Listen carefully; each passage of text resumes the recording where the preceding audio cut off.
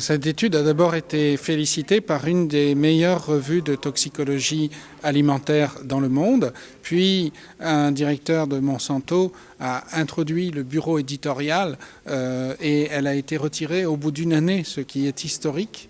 Nous avons aujourd'hui tous les éléments pour montrer qu'il y a eu une compromission dans le système après la publication, et nous avons republié parce que nous avons eu de nombreuses offres pour la valider à nouveau au niveau scientifique avec un éditeur en open source, c'est-à-dire que nous avons mis toutes les données sur Internet. Nous déplorons que Monsanto n'ait pas fait de même pour son OGM, pour montrer que l'étude ne portait que sur 40 rats, les mêmes et seulement sur 3 mois, et qu'ils avaient mesuré beaucoup moins de paramètres que nous.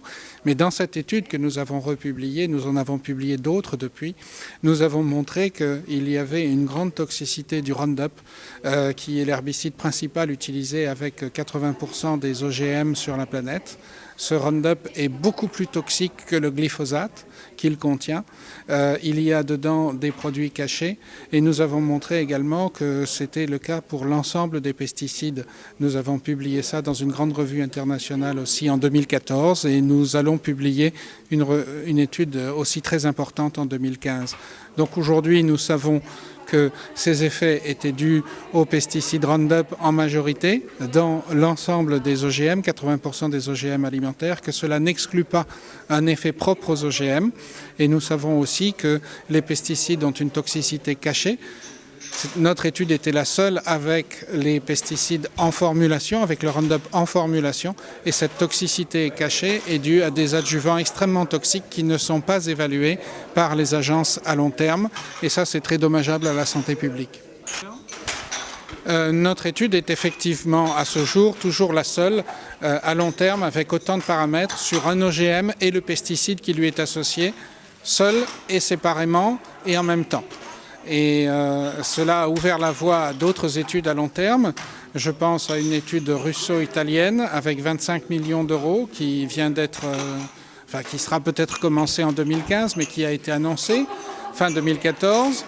Je pense à l'étude européenne avec 6 millions d'euros. On parle de G-Twist, de Grasse, etc.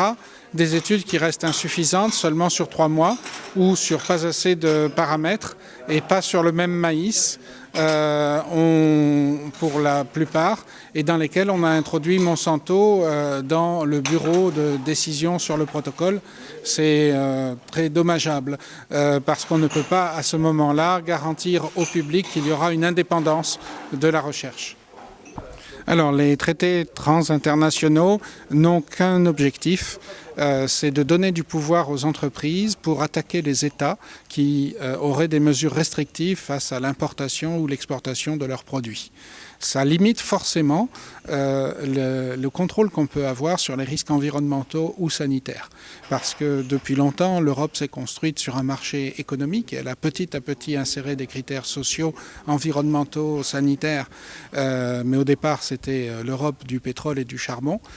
On a fait pareil avec les États-Unis, avec l'Organisation mondiale du commerce. On a d'abord fait des accords de marché et puis maintenant, c'est l'OCDE, c'est l'organisation économique qui contrôle les risques sanitaires parce qu'elle établit les protocoles de suivi.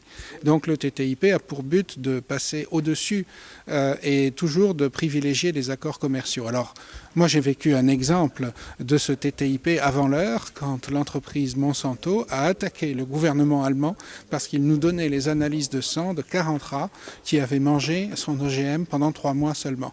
Et dedans, il y avait des signes de toxicité sur le foie, les reins, que l'entreprise Monsanto connaissait, mais qu'elle avait jugé non graves. Et on a dû faire toute une série de publications pour montrer qu'il y avait un laxisme.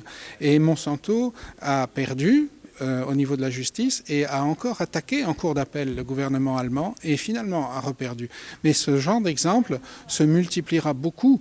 Je prédis un mauvais avenir au TTIP si beaucoup d'entreprises attaquent les gouvernements. Elles en ont la puissance économique parce qu'elles ont souvent plus de richesses que les États-nations aujourd'hui. Et c'est premier dans l'histoire des hommes. C'est pour ça qu'on en arrive à de tels traités. Mais je prédis un mauvais avenir à ce traité si beaucoup d'entreprises se mettent à attaquer les gouvernements européens isolés grâce à des directives qui les isolent aujourd'hui dans leurs décisions, comme sur les OGM, comme on voudrait le faire voter. Et donc, il y a un vrai problème parce que la population se soulèvera, à mon avis, si ça touche à ses intérêts immédiats et des intérêts à long terme. Donc, je ne crois pas que ces traités soient une bonne chose parce qu'ils donnent du pouvoir industriel contre le pouvoir démocratique.